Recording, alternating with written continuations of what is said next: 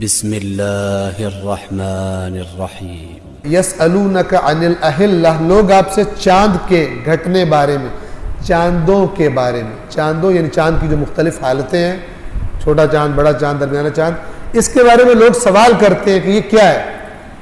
قل، کہہ دیجئے، ہی مواقیت للناس والحج، یہ لوگوں کے لیے وقت معلوم کرنے کا ہے، جیسے حج کا وقت فلان، یہ لوگوں کے لیے اندازہ لگانے کے لیے، مثلا اب چاند چڑھ گیا، اب چاند مثلا اگلے مہینے کا چاند چڑھ گیا، تو اس کے لیے، اور خاص طور پر ذکر کیا ایک بہت امپورٹنٹ موضوع کا جو ابھی آگے آ رہا ہے، وہ کیا ہے؟ حج۔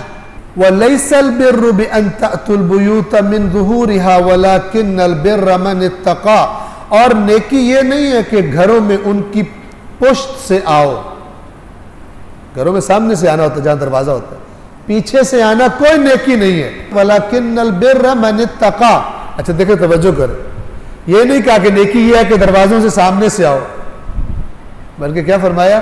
نیکی یہ ہے کہ تقوی اختیار کرو، یعنی ظاہری چیزوں سے نیکی نہیں ہوتی، نیکی تقوی ہوتی ہے۔ اب یہ اس کا بیک گراؤنڈ کیا ہے؟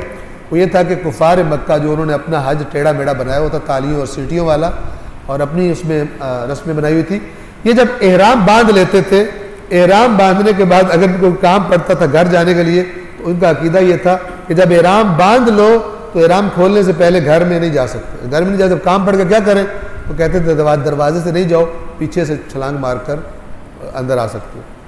ایک دیہات میں ایک بغیر پڑھی مجتہدہ صاحبہ تھی، تو ان سے لوگوں نے جا کے پوچھا کہ جی وہ شوہر ان کا فوت ہوا ہوا ہے، وہ عدت گزار رہی ہیں اور بہت ان کو تکلیف ہے، ڈاکٹر کو بلانا ہے۔ انہوں نے کہا نہیں، سوری، ڈاکٹر کے پاس جانا ہے، شہر، وہ گاؤں ہے، تو انہوں نے کہا نہیں، عدت والی چوکھٹ کراس نہیں کر سکتی، ٹھیک ہے، چوکھٹ دروازے کی کراس نہیں کر سکتی، باہر نہیں جا سکتی، یہ غلط تصور ہے۔ تو انہوں نے کہا جی وہ ڈاکٹر کہاں آئے گا، یہ تو شہر بھی ہے اور ڈاکٹر مصروف ہے، وہ نہیں آئے گا، آپ بتائیں، وہ مر جائے گی بیچاری۔ اب انہوں نے اجتہاد کیا، کچھ ایسے اجتہاد ہوتے ہیں، کیا کیا جائے؟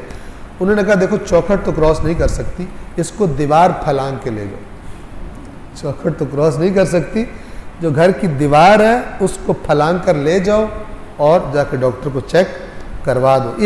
یہ مجتہد تھے، کہتے تھے احرام میں نہیں جا سکتے، دروازے سے پیچھے سے آؤ۔ اللہ نے فرمایا یہ کوئی نیکی نہیں ہے، دیواریں پھلانگ کے گھر میں گزرنے کی نیکی وہ ہے کہ اللہ کا تقوی اختیار کرو۔ یہ بھی نہیں کہا دروازوں سے آؤ، یہ نیکی ہے، کیوں؟ اوور آل بات کر دی۔ اس میں میسج کیا ہے کہ تم ظاہری چیزوں کو دیکھتے رہو، یوں نہ ہو جائے، یوں نہ ہو جائے، اور جب باہر جاؤ تو بے ایمانیاں کرو۔ نیکی یہ ہے کہ تم، جیسے کل آیا تھا، نیکی نہیں ہے یہ نہیں ہے کہ ادھر منہ کر لو ادھر منہ کر لو، نیکی یہ ہے کہ ان چیزوں پر ایمان لاؤ اور یہ کام کرو، یہ سچے ہیں، یہ صاحبان تقوی ہیں۔ یہی قرآن ہے جو سمجھ میں نہیں آتا، اتنا کلیئر، ٹھیک ہے نا؟ اس لیے کہ اس میں سے شارٹ کٹس نہیں نکلتی، تو پھر جو شارٹ کٹس نکالنا چاہتے ہیں ان کو سمجھ میں بالکل نہیں آتا، اور ان کو بھی سمجھ میں نہیں آتا جنہوں نے شارٹ کٹس بنا کے دے دیے عوام کو، ان کو بھی سمجھ میں نہیں آتا، لہٰذا یہ معاشرے سے باہر چلا گیا، لوگ نہیں پڑھتے اس کو۔ وَلَكِنَّ الْبِرَّ مَنِ اتَّقَىٰ، لیکن نیکی یہ ہے کہ جو تقوی اختیار کرے، وَأْتُوا الْبُيُوتَ مِنْ أَبْوَابِهَا، اور گھروں میں دروازوں سے داخل ہو۔ اور یہاں پر وہ حدیث بھی انسان کے ذہن میں آ جاتی ہے کہ اللہ کے نبی نے فرمایا، جو کتابوں میں موجود ہے اس کے مطابق، کہ میں علم کا شہر ہوں اور علی اس کا دروازہ ہے، تو کیا ہے؟ وَأْتُوا الْبُيُوتَ مِنْ أَبْوَابِهَا، گھروں میں جب آنا ہے تو کہاں سے آؤ؟ دروازوں سے آؤ، ٹھیک ہے؟ تو علم میں رسول اللہ کے وارث حقیقی، باب مدینۃ العلم کون ہے؟ جس کو بھی رسول اللہ کا لایا ہوا علم چاہیے، اس کے لیے راستہ کیا ہے؟ رسول اللہ کے بعد جناب امیر علیہ الصلاۃ والسلام، واتقوا اللہ لعلکم تفلحون، اور اللہ سے ڈرتے رہو تاکہ تم کامیاب ہو۔ اللہ کامیابی کو تقوی کا نتیجہ قرار دیتا، واتقوا اللہ۔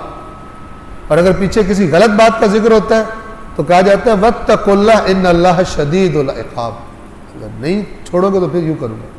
اور یہاں پہ کیا فرما رہا ہے؟ تقوی اختیار کرو تاکہ کامیاب ہو۔